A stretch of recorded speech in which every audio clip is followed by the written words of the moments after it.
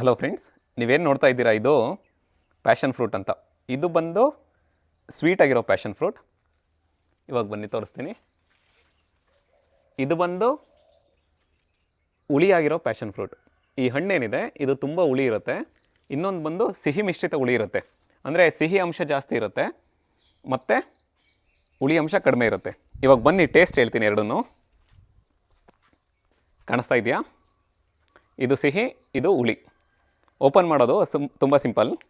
ಇಲ್ಲಿ ನೋಡ್ಬೋದು ನೀವು, ತುಂಬ ಜ್ಯೂಸಿ ಆಗಿದೆ. ಆ್ಯಕ್ಚುಲಿ ಎಷ್ಟು ಸ್ವೀಟ್ ಇರುತ್ತೆ ಅಂದರೆ ಈ ಜ್ಯೂಸು ಆರೋಗ್ಯಕ್ಕೂ ತುಂಬ ಒಳ್ಳೆಯದು, ಟೇಸ್ಟ್ ಕೂಡ ತುಂಬ ಸಖತ್ತಾಗಿರುತ್ತೆ.